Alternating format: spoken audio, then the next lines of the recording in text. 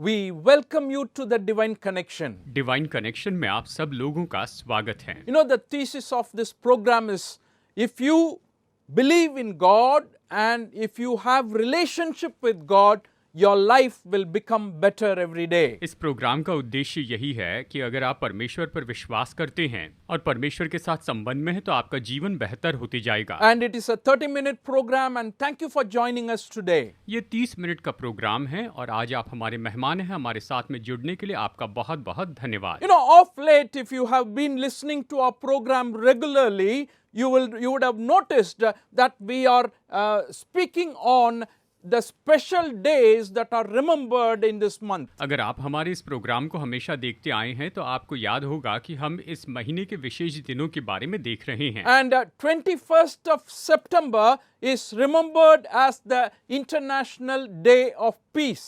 21 सितंबर तो अंतर्राष्ट्रीय रूप में शांति के दिवस के रूप में माना जाता है। इसे इस तरह से मनाया जाता है। And peace is so very important for every one of us.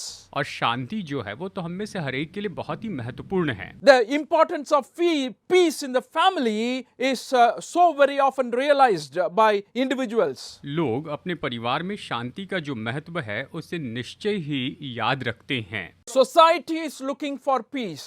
समाज जो है वो तो शांति ढूंढ रहा है। Countries as a whole, they are looking for peace.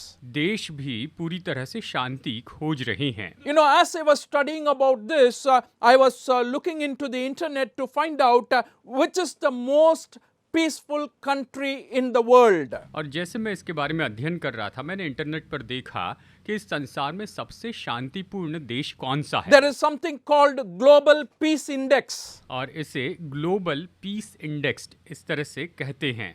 And they measure the peace based on various parameters and they conclude and say this is the most peaceful country in the world. और वो अलग अलग parameter पर उस देश के बारे में वहाँ पर जांचते हैं और कहते हैं कि ये संसार का सबसे शांतिपूर्ण देश They है। say they had about 23 quantitative and qualitative indicators. और उन्होंने कहा है कि लगभग ऐसे 23 विशेषता को दर्शाने वाले इंडिकेटर्स हैं। And you know which country is the first peaceful country? आप जानते हैं इस पूरे संसार में सबसे शांतिपूर्ण पहला देश कौन सा है? It is Iceland. और वो तो आइसलैंड है। After that comes New Zealand. और फिर उसके बाद में आता है New Zealand. After that comes Ireland. उसके बाद में Ireland And Denmark and Austria. और फिर डेनमार्क और फिर Austria. And I was wondering which place or what would be the state of India for its peacefulness or known for its peacefulness. और मैं ये सोच रहा था कि शांति के बारे में भारत देश का कौन सा नंबर आता है, वो किस जगह पर It है? is in the 135th place. और ये तो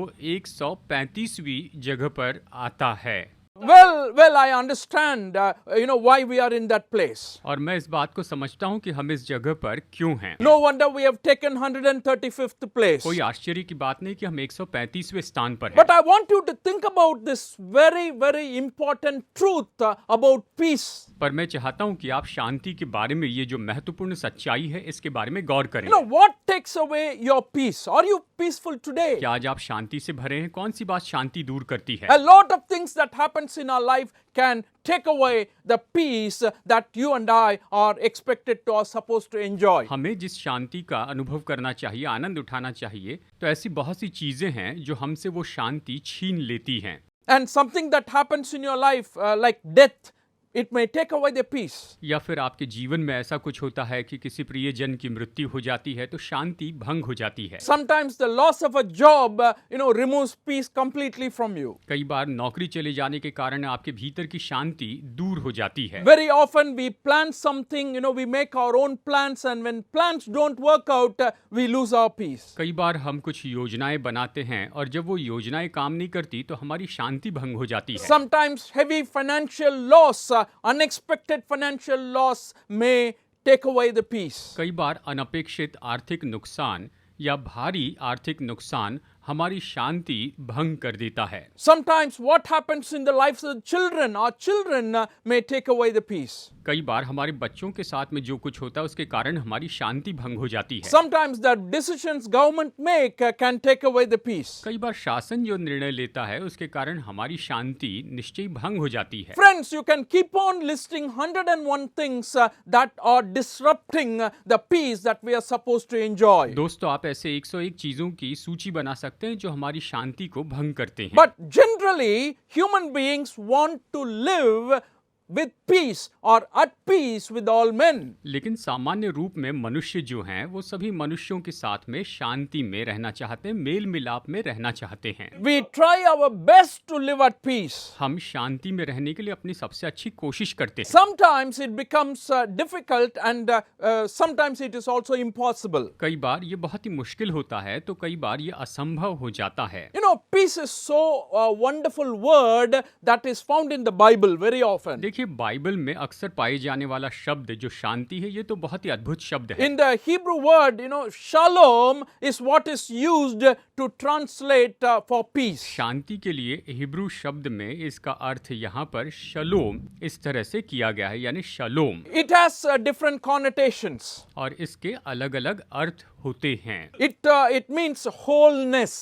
इसका एक अर्थ है कि परिपूर्णता, भरपूरी। It means health. और इसका मतलब है तंदुरुस्ती। It means well-being and salvation. इसका मतलब है भलाई और इसका अर्थ है उद्धार। So when you look at the Bible, when we use the word peace, it is about the total well-being of the person. तो जब आप बाइबल में देखते हैं और यहाँ पर शांति ये शब्द पाते हैं तो ये उस पूरे व्यक्ति के व्यक्तित्व की भरपूरी के बारे में है। Prosperity and security are associated with God's presence among his people in the Old Testament. पुराने नियम में परमेश्वर के लोगों के साथ में उसकी उपस्थिति रहती थी और संपन्नता और शांति होती थी। However, this peace God has promised was conditional based on their obedience to God's commandments. ये शांति जिसकी परमेश्वर ने प्रतिज्ञा की थी ये तो उन लोगों की आज्ञाकारिता के शर्त पर आधारित थी। But interesting thing is God wants his people to live in peace. लेकिन दिलचस्प बात यह है कि परमेश्वर चाहते हैं कि उसके लोग शांति में रहें। In the New Testament,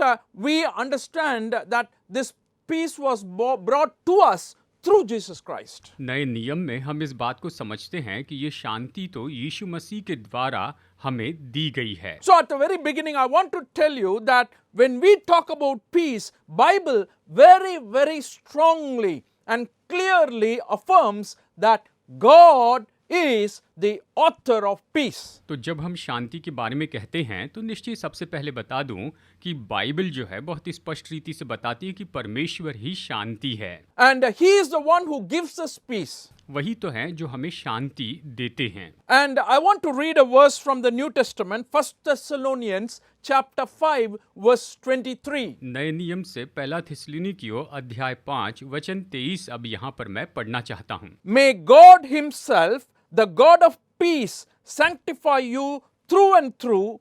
May your whole spirit, soul and body be kept blameless at the coming of our Lord Jesus Christ. शांति का परमेश्वर आप ही तुम्हें पूरी रीति से पवित्र करे और तुम्हारी आत्मा और प्राण और देह हमारे प्रभु यीशु मसीह के आने तक पूरे और निर्दोष सुरक्षित रहे, इस तरह ये कहता है। Well, I want you to notice the term or title that is given to God in this passage. इस वचन के भाग में परमेश्वर को कौन सा शीर्षक दिया गया है इसे जरा देखिए। In this verse it says, the God of peace sanctify you through and through. ये कहता है शांति का परमेश्वर आप ही तुम्हें पूरी रीति से पवित्र करे। Oh, what a wonderful name that is given to our God. हमारे परमेश्वर को कितना अद्भुत नाम दिया है। And he is a God of peace. वो तो शांति का परमेश्वर है। That means he can impart that peace to you. इसका मतलब वो आप में ये शांति उंडेल सकते हैं।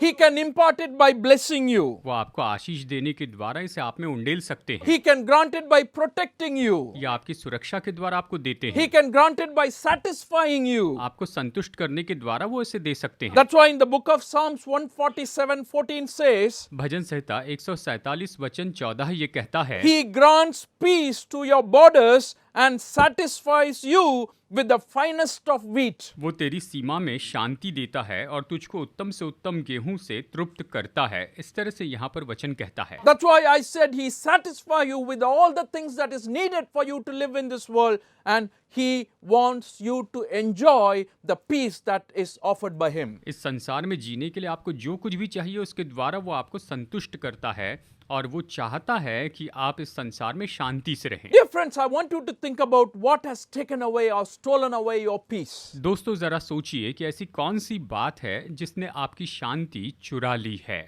Is it some wrong decisions you made in the past? क्या ये आपके भूतकाल के गलत निर्णय हैं? Or is it something that you experienced a heavy loss? या फिर आपने किसी तरह से भारी नुकसान का अनुभव किया है? Or is it some of your relatives or friends who has caused this problem in your life? या आपके रिश्तेदारों ने या मित्रों ने आपके जीवन में ये समस्या उत्पन्न की है? Are you someone who is struggling with it? क्या आप ऐसे व्यक्ति हैं जो इससे लड़ रहे हैं? And in today's program and from God's word, we want to offer to you that this God of peace can intervene in your life. और आज के प्रोग्राम में परमेश्वर के वचन के द्वारा हम आपको बताना चाहते हैं कि ये शांति का परमेश्वर आपके जीवन में काम कर सकता है। Because the title he has is God of peace. क्योंकि उसका शीर्षक ही शांति का परमेश्वर है। And whatever he does, he always moves and works towards peacefulness. और वो जो कुछ भी करता है ये तो निश्चय ही शांति के लिए आगे बढ़ता है, इसमें काम करता है। You know, when Bible talks about gathering and worshiping God in the New Testament,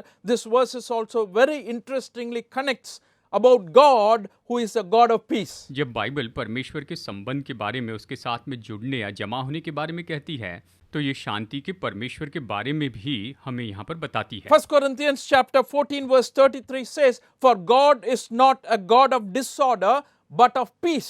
पहला कुरिन्थियों 14 वचन 33 कहता है, क्योंकि परमेश्वर गड़बड़ी का नहीं परंतु शांति का परमेश्वर है। इस तरह से वचन बताता है। And that's the kind of God we have. और हमारे परमेश्वर तो इसी तरह के हैं। He wants his children to experience that. वो चाहते हैं कि उसकी संतान इसका अनुभव करें। Not just his children, he wants the whole world to experience that. केवल उसकी संतान नहीं, लेकिन वो चाहते हैं कि पूरा संसार इसका अनुभव करें। And I will tell you why I said और that. मैं आपको बताऊं ये ऐसा क्यों We're कहा। going to take a brief break for music. अब हम संगीत के लिए एक छोटा ब्रेक लेंगे। And I want you to think very carefully from your heart, are you at peace today? और मैं चाहता हूं कि आप अपने दिल में इस बात के बारे में जरा गौर से सोचिए कि क्या आज आप शांति में हैं। If not, and there is an offer that is given from God's word that this Jesus who we are talking about, he can really provide the peace that is possible. अगर नहीं तो निश्चय मैं आपको बताना चाहता हूं कि इस परमेश्वर ने संभव बनाया और जिस यीशु के बारे में हम कह रहे हैं वो इसे संभव बना सकते हैं। However, when you are listening to the music, please take down our numbers and copy down our email addresses, and you can communicate to us whatever way you want. और जब आप ये संगीत सुनते हैं तो निश्चय आप हमारा नंबर और साथ ही हमारी ईमेल को आप लिख लीजिए और इस तरह से आप हमारे साथ में संपर्क कर सकते हैं। When I say you need to pray for the peace, pray to whom?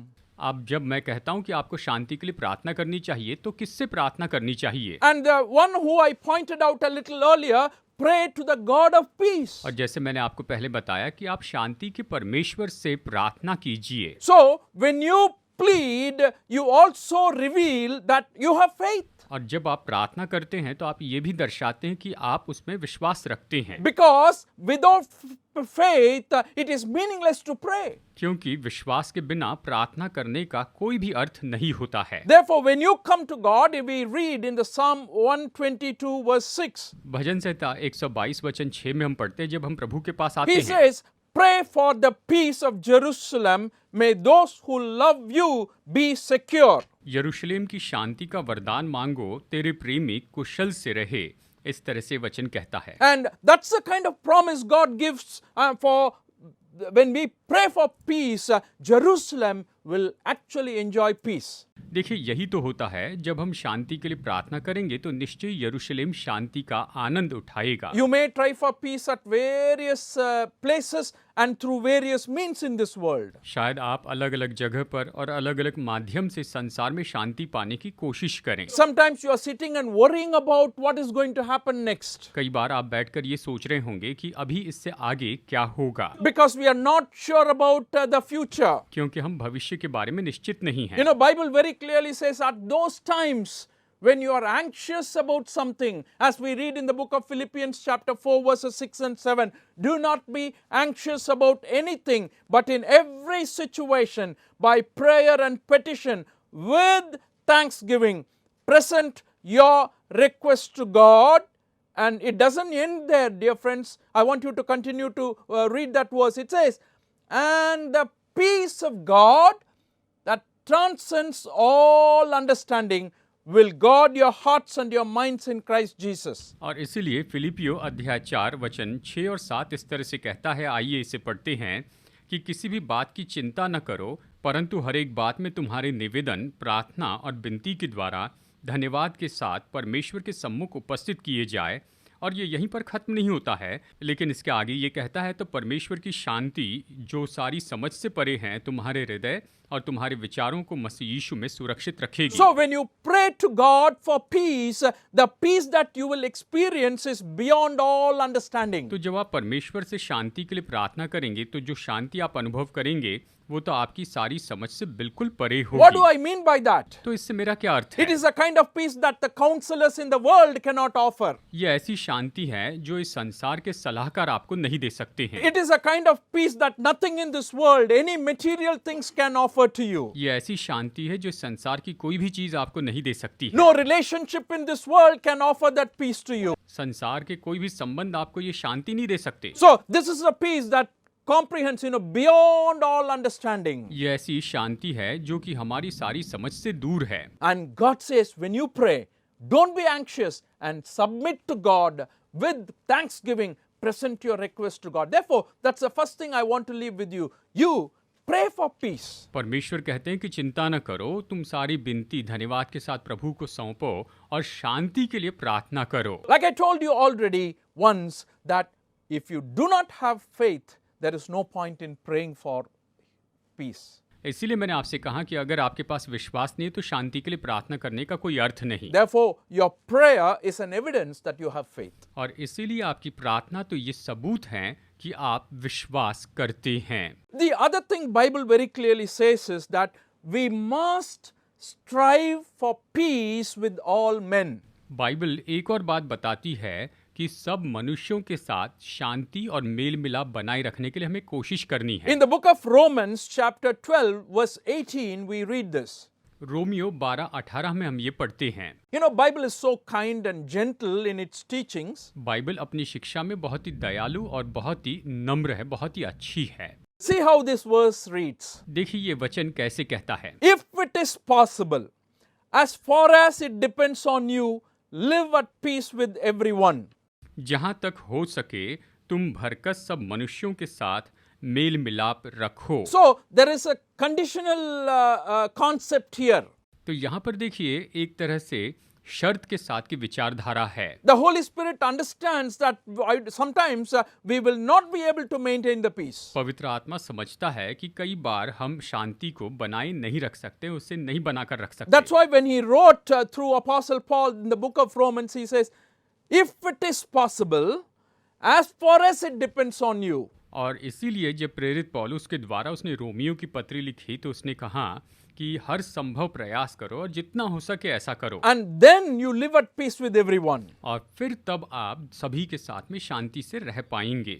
God is calling us to be the messengers of peace or the channels of peace in the lives of people. परमेश्वर हमें बुला रहे हैं कि हम लोगों के जीवन में शांति लाने वाले और शांति का संदेश लाने वाले बन जाएं। Are you a peacemaker? क्या आप शांति और मेल मिलाप करने वाले हैं? Or are you someone who is making conflict and dividing people? या फिर आप मतभेद लाकर लोगों को फूट में ला रहे हैं? Sometimes in the churches it can happen, sometimes in the families it can happen, in the workplace it can happen. And what I want to tell you is if you are a real child of God, you need to be peacemaker, a peacemaker.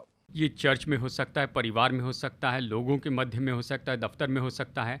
प्रभु की संतान होने के नाते आपको mail मिलाप करने के लिए बुलाया You है। know what a privilege God gives to us when you make peace. जब आप शांति बनाए रखते हैं, मेल मिलाप बनाए रखते हैं, तो ये सच में कितना बड़ा सौभाग्य है। In the Gospel of Matthew, in the 5th chapter, in the Beatitudes, Jesus says in 9th verse, "Blessed are the peacemakers, for they will be called children of God." मत्ती अध्याय 5 में हम देखते हैं कि पहाड़ी उपदेश में, यानी यहाँ पर वचन 9 में यीशु ने कहा, धन्य हैं वे जो मेल मिलाप कराने वाले हैं, क्योंकि वे परमेश्वर के पुत्र कहलाएंगे। You know why we are called as children of God when we make peace? जब हम मेल मिलाप कराते हैं तो हमें क्यों परमेश्वर की संतान कहा जाता है? Because God is the God of peace. क्योंकि परमेश्वर शांति के परमेश्वर हैं। When you as his child try to make peace with people, जब आप उसकी संतान होने के नाते लोगों के साथ मेल मिलाप रखते हैं, you are actually reflecting your father. आप सच में अपने पिता को दर्शा रहे हैं। And that's why he says, they will be called the children of God. Blessed are the peacemakers. और इसीलिए ये कहता है कि उन्हें परमेश्वर की संतान कहा जाएगा, धन्य वे जो मेल मिलाप कराते हैं। And the real peace that we are talking about, it is possible when you depend on someone who freely gives you. ये जो असली शांति जिसके बारे में हम कह रहे हैं, ये तो केवल तब संभव है जब आप असली शांति देने वाले पर आधारित होते हैं। And I want to tell you, I want to emphasize this again and again, that it is found only in Jesus Christ. और मैं आपको बताना चाहता हूँ, इस बात पर जोर देकर कहना चाहता हूँ कि ये तो केवल प्रभु यीशु मसीह में ही उपलब्ध You know, है। one of the names or one of the titles that is given to Jesus Christ is that he is our Prince of Peace. एक नाम या एक शीर्षक जो प्रभु यीशु को दिया है वो शांति का राजकुमार है। When Jesus was born into this world, the host of angels, they came and they sang a song, very beautiful song. जब यीशु का इस संसार में जन्म हुआ तो स्वर्गदूतों का दल आकर बहुत ही सुंदर गीत गाने लगा। Second chapter of Luke 13 and 14th verse. लूका अध्याय 2 वचन 13 और 14 में देखिए। It says, "Suddenly a great company of the heavenly host appeared with the angel, praising God and saying, Glory to God in the highest heaven, and on earth peace to those on whom his favor rests." तब एकाएक उस स्वर्गदूत के साथ स्वर्गदूतों का दल परमेश्वर की स्तुति करते हुए और ये कहते दिखाई दिया, आकाश में परमेश्वर की महिमा और पृथ्वी पर उन मनुष्यों में जिनसे वो प्रसन्न है शांति हो। So when Jesus was born, it is very clearly pictured that he was going to bring the peace into this world. जब यीशु का जन्म हुआ तो ये बात बहुत स्पष्ट बताई गई कि वो इस संसार में शांति लेकर आएगा। How did he bring peace? वो शांति कैसे लेकर आएगा? You know, we were at enmity with God. हम तो परमेश्वर के शत्रु थे। When we sinned, God was against us. जब हमने पाप किया तो परमेश्वर हमारे विरुद्ध में हो गए। And that is why Jesus had to come into this world. और इसलिए यीशु को इस संसार में आना पड़ा। When he came into this world, by dying on the cross, he bridged man and God together by making peace. और जब वो इस संसार में आए तो उसने परमेश्वर और मनुष्य के बीच में एक पुल बनाया और ये शांति के द्वारा हुआ। Before I conclude, I want to read only this verse, Romans 5:1 and 2. अंत में मैं रोमियो 5 वचन 1 और 2 यहाँ पर पढ़ना चाहता हूँ। Therefore, since we have been justified through faith, we have peace with God through Jesus Christ. अतः जब हम विश्वास से धर्मी ठहरे तो अपने प्रभु यीशु मसीह के द्वारा परमेश्वर के साथ मेल रखें। इस तरह से यहाँ पर ये कहता है। I want to emphasize that again. We have peace with God through our Lord Jesus Christ. मैं फिर से कहूँ कि हमारे प्रभु यीशु मसीह के द्वारा हम परमेश्वर के साथ मेल मिलाप रखते हैं। Dear friends, when Jesus died on the cross, that is what he has done for us. दोस्तों, जब प्रभु यीशु मसीह क्रूस पर मरे तो उसने हमारे लिए यही तो किया है And he gives you that peace. और वो आपको ऐसी शांति देते हैं। And the beautiful thing is, he gives you at a different level. और सुंदर बात यह है कि वो आपको इसे अलग अलग स्तर पर देते हैं। It cannot be substituted or given by any other things in this world. इस संसार में इसकी जगह कोई और वस्तु या कोई चीज नहीं ले सकती है। In the Gospel of John 14 chapter 27, he says, "Peace I leave with you, my peace I give you. I do not give to you as the world gives. And do not let your hearts be troubled." यूहन्ना 14:27 में कहता है, मैं तुम्हें शांति दिए जाता हूँ, अपनी शांति तुम्हें देता हूँ, जैसे संसार देता है मैं तुम्हें नहीं देता। तुम्हारा मन व्याकुल न हो और तुम न डरो। इस तरह से ये कहता है और ये वचन हमें यहाँ पर ये बताता है। Isn't it interesting that this Jesus I'm talking about can give you this peace, not like the world gives. He can give it in a better way. ये जो शांति है जिसके बारे में मैं कह रहा हूँ, ये तो संसार देने वाली शांति नहीं है, ये तो यीशु ने दी हुई बेहतर शांति है। Friends, that's what he has promised here. दोस्तों, उसने यही तो प्रतिज्ञा की है। That's what we are saying. I do not give to you as the world gives. और इसलिए उसने कहा जैसे संसार देता है मैं तुम्हें नहीं देता। Would you like that? क्या आप ये चाहते हैं? All you have to do is to believe in Jesus Christ. आपको बस प्रभु यीशु मसीह पर इस शांति के लिए विश्वास करना है। And you believe that he is the Son of God. और आप विश्वास कीजिए कि वही परमेश्वर का पुत्र है। That he died for you on the cross of Calvary. और कलवरी के क्रूस पर वो आपके लिए मरा। That he was buried and rose again on the third day. और वो गाढ़ा गया और वो तीसरे दिन जी उठा। And give your life over to him by confessing this faith in the waters of baptism. विश्वास का अंगीकार करके पानी का बपतिस्मा लेकर आप अपना जीवन उसे समर्पित कीजिए। Oh, you will see a big difference, a transformation in your life coming in. तो आप अपने जीवन में बहुत बड़ा फर्क निश्चय ही देख पाएंगे। And why wait a long time? तो क्यों ज्यादा समय तक राह देखें? The time is now. समय तो अभी है। And today is the day of salvation. और आज ही उद्धार का दिन है। Will you believe in the Lord Jesus Christ? क्या आप प्रभु यीशु मसीह पर विश्वास God करेंगे? bless you today. आज परमेश्वर आपको बहुतायत से आशीष दे।